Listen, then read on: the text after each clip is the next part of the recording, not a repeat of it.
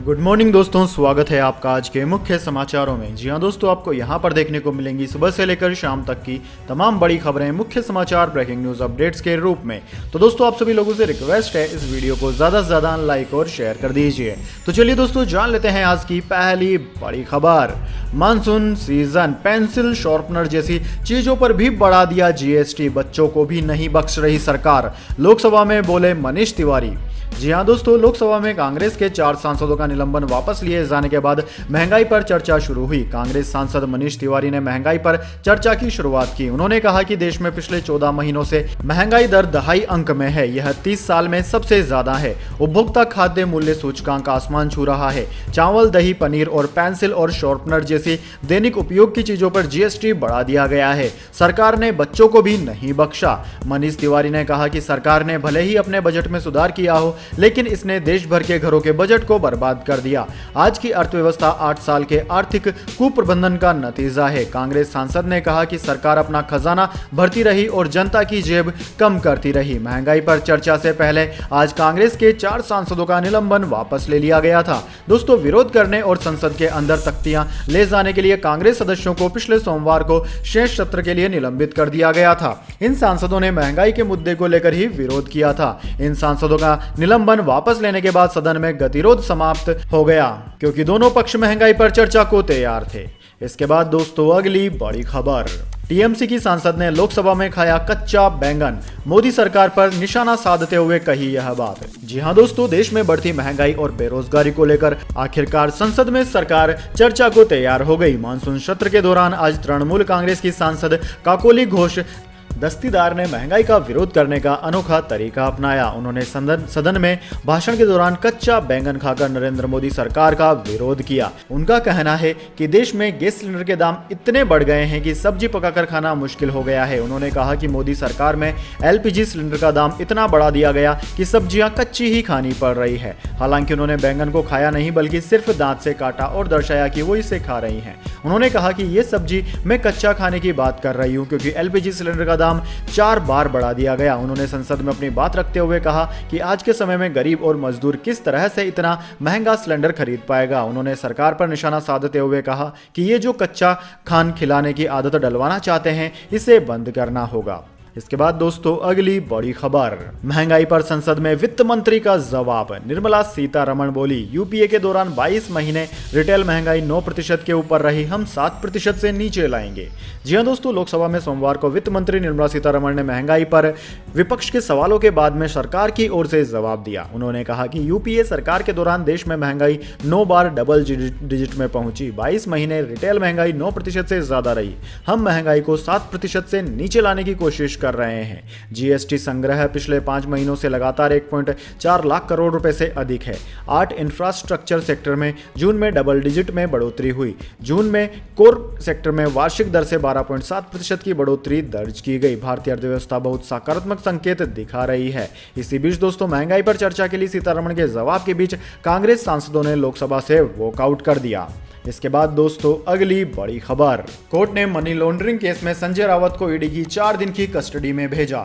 जी हां दोस्तों, पात्रा चाल भूमि घोटाला मामले में कोर्ट ने शिवसेना सांसद संजय रावत को परिवर्तन निर्देशालय की 4 दिन की कस्टडी में भेजा है। जज ने कहा कि अब तक की जांच और उनसे मिले तथ्यों को देखते हुए मैं इस नतीजे पर पहुंचा हूं कि आरोपी की हिरासत जरूरी है, लेकिन मैं 8 दिन की हिरासत देने के लिए सहमत नहीं हूं। इसलिए आरोपी को 4 दिन की ईडी हिरासत दी जाती है। रावत को ईडी कस्टडी में घर का खाना और दवाई की इजाजत दे दी गई। कोर्ट ने कहा कि शिवसेना नेता की बीमारी को देखते हुए जरूरत पड़ने पर जरूरी इलाज और पूछताछ के समय का भी ख्याल रखना होगा। दोस्तों, आपकी जानकारी के लिए बता दें, ईडी ने पत्रा चाल घोटाले से जुड़े मनी लॉन्ड्रिंग मामले में रावत की 8 दिन की हिरासत कोर्ट से मांगी थी। रावत को लंबी पूछताछ के बाद रविवार देर रात गिरफ्तार कर लिया गया था। इसके बाद दोस्तों, अगली बड़ी खबर। गोवा बार केस में हाईकोर्ट का कांग्रेस नेताओं को समन। कोर्ट ने कहा रेस्टोरेंट की मालिक स्मृति और उनकी बेटी नहीं है, बयानबाजी पूछ कर की गई। जी हां दोस्तों, गोवा बार केस में दिल्ली हाईकोर्ट ने सोमवार को कांग्रेस नेता जयराम रमेश पवन खेड़ा और नेटा डिसूजा को समन भेजा। कोर्ट ने कहा कि बिना तथ्यों की जांच किए कांग्रेस नेताओं ने बयानबाजी की। इससे केंद्रीय मंत्री स्मृति ईरानी, उनकी बेटी जोइश ईरानी और परिवार को नुकसान पहुंचा। कांग्रेस नेताओं ने आरोप लगाया था कि स्मृति की बेटी का गोवा में बार है, इसका लाइसेंस अवैध है। स्मृति ने इन आरोपों के बाद दिल्ली हाईकोर्ट में 2 करोड़ की मानहानि का केस दाखिल किया। दिल्ली हाईकोर्ट ने कहा कि न तो जमीन स्मृति और उनकी बेटी की है और न ही रेस्टोरेंट। इन लोगों ने कभी भी लाइसेंस के लिए अप्लाई नहीं किया था। स्मृति की छवि बिगाड़ने के लिए उनके खिलाफ बयानबाजी की गई। ये टिप्पणियां जानबूझकर की गई है। 26 जुलाई को भी हाईकोर्ट ने इस मामले में सुनवाई की थी। अदालत ने तब कहा था कि जोइश पर आरोप लगाने वाले सभी ट्वीट्स डिलीट करें।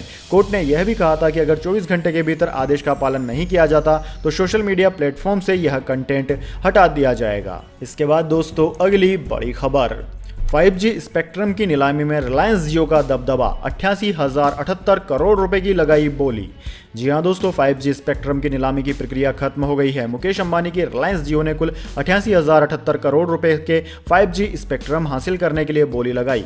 भारती एयरटेल ने 43,084 करोड़ रुपए, वोडाफोन आइडिया ने 18,799 करोड़ रुपए तो अडानी समूह ने केवल 212 करोड़ रुपए के स्पेक्ट्रम के लिए बोली लगाई। टेलीकॉम मंत्री अश्विनी वैष्णव ने यह जानकारी दी। दोस्तों 7 दिनों तक चले 5G स्पेक्ट्रम की नीलामी में कुल 4 टेलीकॉम कंपनियों ने 1,50,173 करोड़ रुपए के स्पेक्ट्रम के लिए बोली लगाई, जिनमें अकेले रिलायंस जियो की हिस्सेदारी 59% के करीब है। दोस्तों रिलायंस जियो ने कुल 88,078 करोड़ रुपए के 5G स्पेक्ट्रम हासिल करने के लिए बोली लगाई।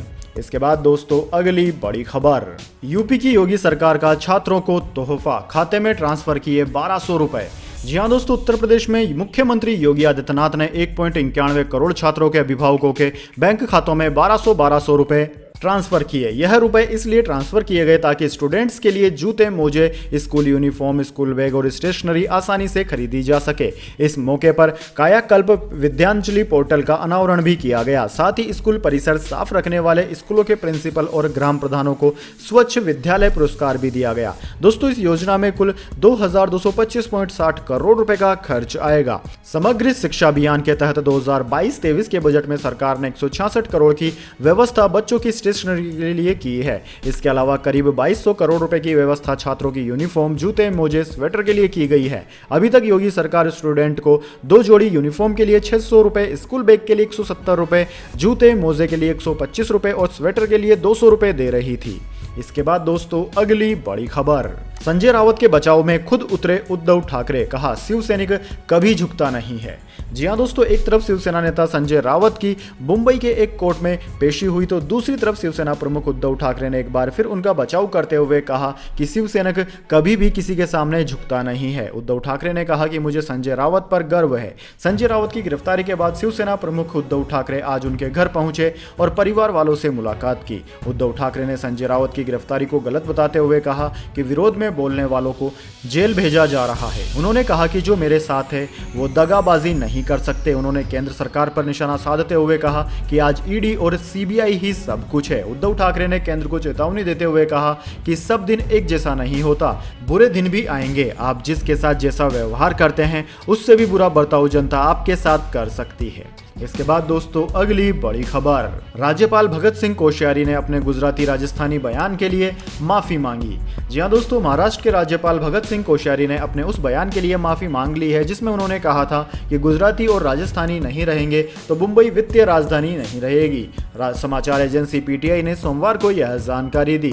दोस्तों राज्यपाल के इस बयान से काफी विवाद हो गया था। मुंबई के पश्चिमी उपनगर अंधेरी में एक चौक के नामकरण समारोह को संबोधित करते हुए कोश्यारी ने शुक्रवार को कहा था कि मैं यहाँ के लोगों को बताना चाहता हूँ कि अगर गुजरातियों और राजस्थानियों को महाराष्ट्र खासतौर पर मुंबई और ठाणे से हटा दिया जाए तो आपके पास पैसे नहीं रहेंगे और न ही मुंबई वित्तीय राजधानी बनी रहेगी।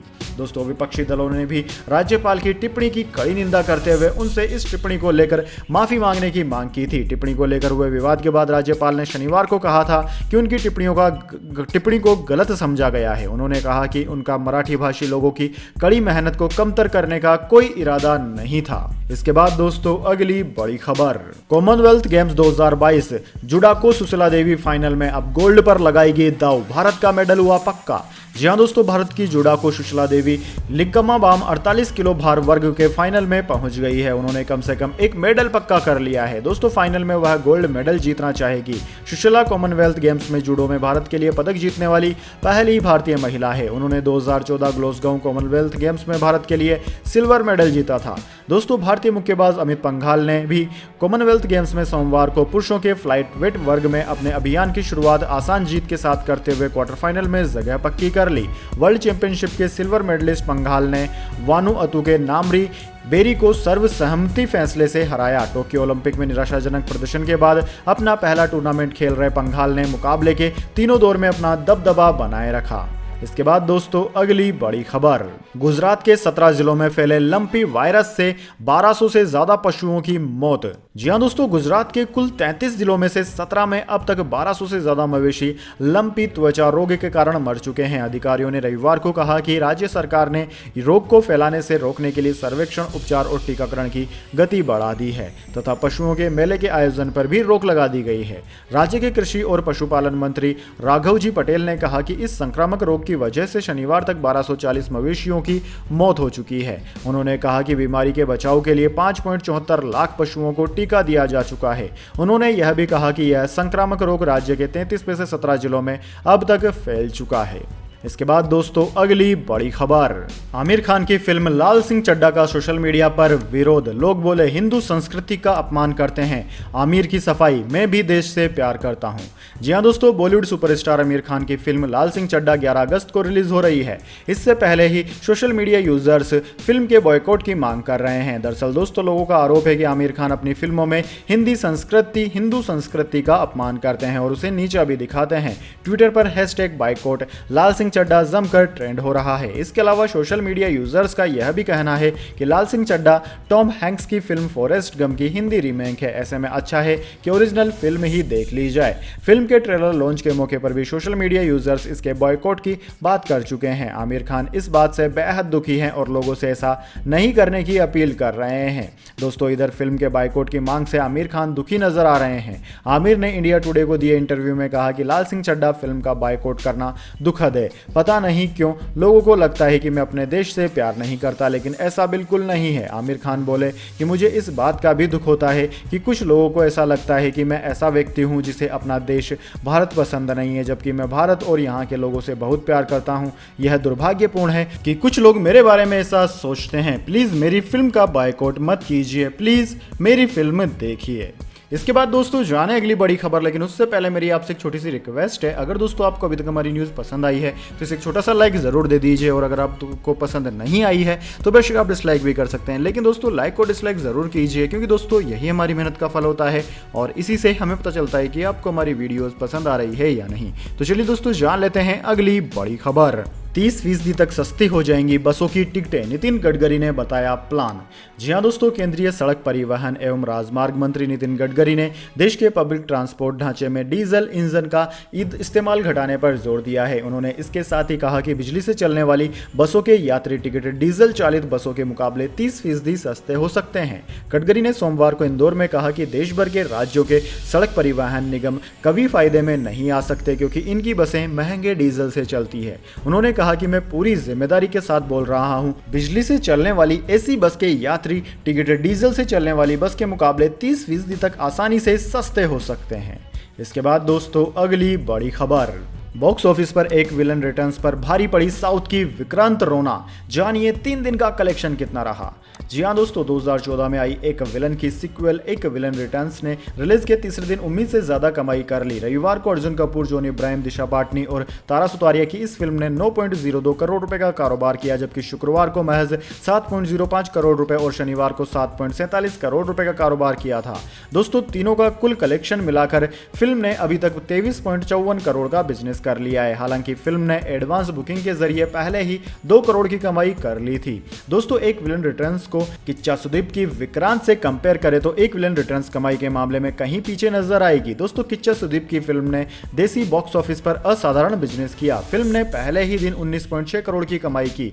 3 दिनों का कलेक्शन देखें तो फिल्म ने 39.30 करोड़ रुपए का बिजनेस किया। किच्चा सुदीप की विक्रांत रोना को 2500 स्क्रीन पर रिलीज किया गया, तो वहीं एक विलन रिटर्न्स को 2539 स्क्रीन पर रिलीज किया गया था। इसके बाद दोस्तों अगली बड़ी खबर, रेवड़ी कल्चर पर केजरीवाल का रेफरेंडम दाऊ, कहा जनता से ही पूछ लेते हैं। जी हाँ दोस्तों, आम आदमी पार्टी के संयोजक और दिल्ली के मुख्यमंत्री अरविंद केजरीवाल ने सोमवार को गुजरात के सौराष्ट्र में रोजगार गारंटी का वादा करते हुए कहा कि राज्य में उनकी पार्टी की सरकार बनती है तो सभी युवाओं को नौकरी दी जाएगी। जब तक नौकरी नहीं दी जाएगी 3,000 रुपए मासिक भत्ता दिया जाएगा। इस दौरान उन्होंने रेवड़ी बांटने के आरोप का जवाब देते हुए पलटवार किया और कहा कि इस मुद्दे पर जनमत संग्रह करा लिया जाए, जनता से पूछ लिया जाए कि उन्हें मुफ्त शिक्षा इलाज मिलनी चाहिए या नहीं।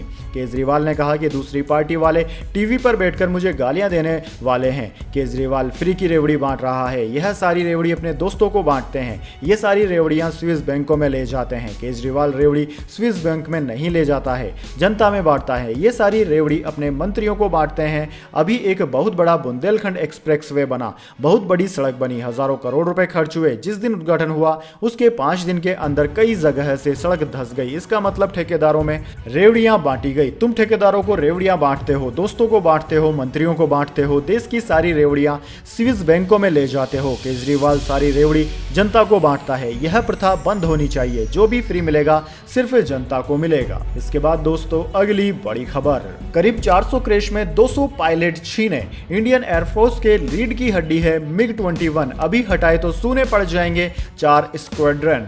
जी हाँ दोस्तों, एक ऐसा विमान जिसने 7 दशक पहले ध्वनि से भी तेज रफ्तार से उड़ान भरी, एक ऐसा विमान जिसकी टेक्नोलॉजी चुराने के लिए एक खूबसूरत इजरायली एजेंट को मिशन पर लाया, एक ऐसा विमान जिसने 1971 और 1999 की जंग में भारत के सिरजीत का सहरा बांधा। जी हाँ दोस्तों, MiG-21 वही विमान है, लेकिन इस विमान ने भारत में पिछले 5 दशकों में 400 क्रैश में 200 पायलटों की जान ले ली।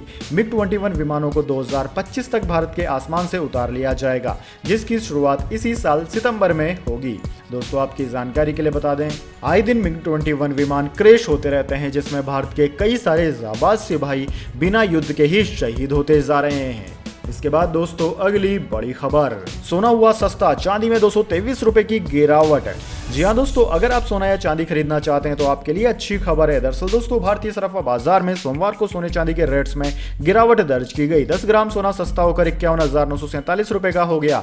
वहीं 1 किलो चांदी के रेट भी कम हो गए हैं। दोस्तों अब यह 58,731 रुपए में बिक रही है। HDFC सिक्योरिटीज ने यह जानकारी दी है। दिल्ली सराफा बाजार की बात की जाए तो दिल्ली सराफा बाजार में सोना आज 195 रुपए सस्ता होकर 51,947 रुपए प्रति 10 ग्राम पर बंद हुआ। वहीं दोस्तों दूसरी ओर चांदी की बात की जाए तो चांदी की कीमत आज 223 रुपए गिरकर 58,731 रुपए प्रति किलोग्राम पर बंद हुई। इसके बाद दोस्तों अगली बड़ी खबर, जबलपुर के अस्पताल में आग लगने से 8 लोगों की मौत। सीएम ने 5-5 लाख रुपए मुआवजे की घोषणा। जी हां दोस्तों, जबलपुर के निजी अस्पताल न्यू लाइफ मल्टीलिटी हॉस्पिटल में सोमवार दोपहर भीषण आग लग गई। आग में अभी तक 8 लोगों की मौत हो चुकी है। दमोह नाका शिवनगर में स्थित इस अस्पताल में जैसे ही आग लगी वैसे ही हड़कंप मच गया। देखते ही देखते आग ने पूरे अस्पताल को अपनी चपेट में ले लिया। जो लोग ऊपरी मंजिल पर थे उन्होंने खिड़कियों से कूदकर जान बचाई, लेकिन निचली मंजिल पर मौजूद लोग खुद को नहीं बचा सके। सूचना मिलते ही रेस्क्यू टीम और वरिष्ठ प्रशासनिक अधिकारी मौके पर पहुंच गए। घंटों की मशक्कत के बाद रेस्क्यू टीम आग पर काबू पा सकी। इस मामले पर मंत्री विश्वास सारंग ने कहा कि घटना की जांच के बाद कार्रवाई की जाएगी। इस हादसे के बाद सीएम शिवराज सिंह चौहान ने मृतकों के परिजनों के लिए 5-5 लाख रुपए के मुआवजे की घोषणा की है। इसके बाद दोस्तों अगली बड़ी खबर, हैदराबाद के घर में फंदे से लटका मिला पूर्व सीएम NTR रामाराव की बेटी का शव। पुलिस ने जांच शुरू की। जी हां दोस्तों, टीडीपी के संस्थापक और पूर्व सीएम NT रामाराव की बेटी उमा माहेश्वरी का शव उनके ही घर के से बरामद कर लिया गया। शव हैदराबाद में उनके आवास पर फंदे से लटका मिला। पुलिस अधिकारी ने बताया कि शव को पोस्टमार्टम के लिए एक स्थानीय सरकारी अस्पताल में भेज दिया गया है। वहीं धारा 174 CRPC आत्महत्या की जांच और रिपोर्ट करने के लिए पुलिस के तहत मामला दर्ज कर लिया गया है। पुलिस आगे की जांच कर रही है। दोस्तों पुलिस अधिकारी ने बताया कि उमा माहेश्वरी पूर्व सीएम की चौथी बेटी थी। स्थानीय मीडिया के अनुसार वे कुछ समय से स्वास्थ्य संबंधी समस्याओं का सामना कर रही थी। जुबली हिल्स इलाके में वे अपने घर में फांसी से लटकी मिली। इसके बाद दोस्तों अगली बड़ी खबर, पंजाब नेशनल बैंक ने ग्राहकों को दिया झटका, भरनी होगी ज्यादा EMI, बैंक ने बढ़ाई ब्याज दरें। जी हां दोस्तों, पंजाब नेशनल बैंक ने अपने सभी अवधि के लोन की ब्याज दरों में वृद्धि कर दी है। बैंक ने marginal cost of landing rate बढ़ा दिया है। MCLR लोन का ब्याज तय करने में महत्वपूर्ण भूमिका निभाता है। बैंक ने MCLR में 10 बेसिक पॉइंट्स यानी कि 0.10% की वृद्धि कर दी है। PNB ने ऐसे समय में दर वृद्धि की है जब भारतीय रिजर्व बैंक की मौद्रिक नीति समिति की बैठक होने वाली है। इस बैठक में रेपो रेट में एक बार फिर से वृद्धि का अनुमान लगाया जा रहा है। अगर ऐसा होता है तो बैंक फिर से ब्याज दरों में वृद्धि करेंगे। PNB द्वारा बढ़ाई गई नई ब्याज दरें 1 अगस्त से लागू हो जाएंगी। इसके बाद दोस्तों अगली बड़ी खबर, बाजार में हरियाली का रुपए पर भी हुआ असर। डॉलर के मुकाबले एक माह के उच्चतम स्तर पर हुआ बंद। जी हां दोस्तों, अमेरिकी डॉलर के मुकाबले रुपया सोमवार को 22 पैसे की जोरदार बढ़त के साथ 79.02 के भाव पर बंद हुआ। निवेशकों के जोखिम लेने की धारणा में सुधार, कच्चे तेल की कीमत में गिरावट और डॉलर में कमजोरी के आने से रुपए की विनिमय दर में मजबूती आई है। साथ ही विदेशी निवेशकों के भारतीय बाजार में फिर से बड़े विश्वास से भी रुपए को समर्थन मिला है। दोस्तों अंतर बैंक विदेशी मुद्रा विनिमय बाजार में रुपया मजबूती के साथ 79.16 के स्तर पर खुला। शेयर बाजार में बढ़त का रुख रहने और कच्चे तेल में आई नरमी से रुपए को समर्थन मिला। दोस्तों आपकी जानकारी के लिए बता दें, भारतीय शेयर बाजार लगातार चौथे कारोबारी सत्र में हरे निशान पर बंद हुआ। इस तेजी का असर रुपए पर भी दिख रहा है। तो दोस्तों यह थी आज की तमाम बड़ी खबरें। इसके बाद दोस्तों बारी आती है आज के माइंड क्विज क्वेश्चन की। जी हाँ दोस्तों, एक आसान से सवाल का जवाब देकर आप जीत सकते हैं एक अमेजिंग सरप्राइज गिफ्ट हमारे यूट्यूब चैनल की ओर से। तो दोस्तों आज का सवाल आपकी स्क्रीन पर आ चुका है। हॉकी के जादूगर के नाम से कौन सा खिलाड़ी विख्यात था? जी हाँ दोस्तों, अगर आप जानते हैं उस प्रसिद्ध खिलाड़ी का नाम जिसको की जनता हॉकी के जादूगर के नाम से जानती थी, तो जल्दी से उनका नाम कमेंट बॉक्स में लिख दीजिए। अगर दोस्तों आपका जवाब होता है एकदम सही और आप चले जाते हैं लकी विजेता के रूप में, तो आपको मिल सकता है एक अमेजिंग सरप्राइज गिफ्ट हमारे यूट्यूब चैनल की ओर से। तो दोस्तों जल्दी से अपना उत्तर कमेंट बॉक्स में लिख दीजिए, वीडियो को लाइक कर लीजिए और चैनल को सब्सक्राइब करके बेल आइकन भी दबा लीजिए। धन्यवाद। वंदे मातरम। जय हिंद, जय भारत।